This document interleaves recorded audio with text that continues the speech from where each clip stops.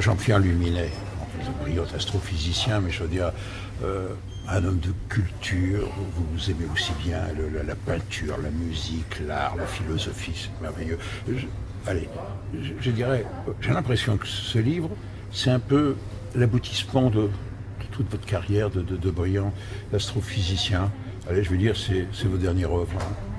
Oh, dernière, j'espère pas, mais c'est vrai que pour l'instant, en tout cas provisoirement, c'est un petit peu voilà, le couronnement de 40 années de recherche qui, au départ, était effectivement plutôt consacré, en tout cas dans sa partie scientifique, hein, parce que, comme vous l'avez dit, effectivement, j'ai toujours tenu également extrêmement fort à d'autres approches de perception de l'univers à travers la philosophie, l'art, la littérature, la musique, mais pour l'approche scientifique, j'ai commencé avec les trous noirs, après avec la cosmologie, là, puis finalement on s'aperçoit que ces deux domaines en eux-mêmes fascinants, que l'on peut traiter grosso modo avec la théorie de la relativité générale, ils sont incomplets.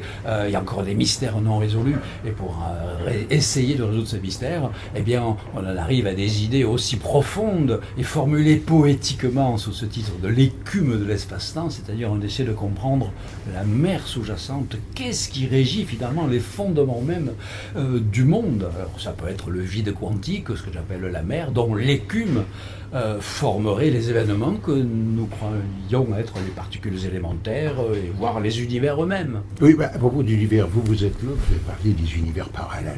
Oui, univers multiples, voilà. Multivers, ouais. Voilà. Qu'est-ce que vous entendez par là?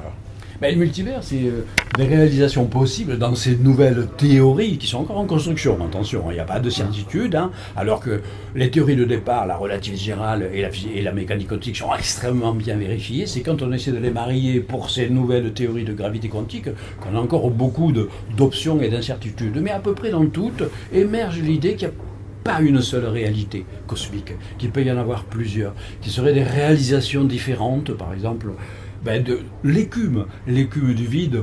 C'est l'image, par exemple, d'un océan en pleine tempête qui produit des vagues, et les vagues font de l'écume.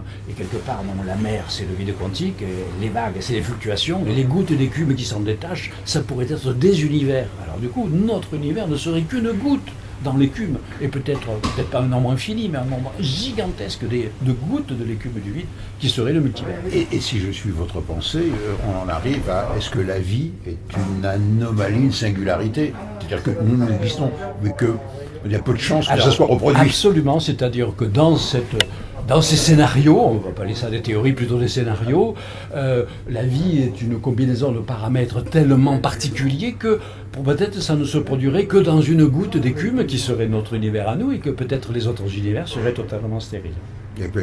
Et comme on est très gentiment hébergé dans le hall du journal La Croix de Manière Presse, on se pose la question. La question qui est mise, et Dieu dans tout ça. Voilà. Alors, il y a plusieurs façons. Alors, soit on peut dire finalement ça n'a rien à voir avec la science, comme répondait la place à Napoléon que déposait dans tout ça, on dit on n'a pas besoin de cette hypothèse. C'est vrai. C'est une attitude que j'adopte. C'est une hypothèse, mais qui n'est pas une hypothèse testable par la science. Mais il y en a qui pensent que si on pouvait discuter de Dieu par la science, ça voudrait dire quelque part que Dieu serait quelque part la solution d'une équation. Les théologiens ne sont pas très chauds. Pas très chauds pour cette hypothèse. Donc moi je pense qu'il vaut mieux séparer les choses et garder chacun sa conviction, sa vision personnelle de la spiritualité qui va au-delà de la matière, de l'espace et du temps. Alors, l'écume de l'espace-temps, très joli titre, de Jean-Pierre Luminet aux éditions Odile Jacob. Je voudrais dire, pour moi, remarquable, mais tout de même pas mettre entre toutes les mains. Il faut vraiment un public averti. Merci. Merci.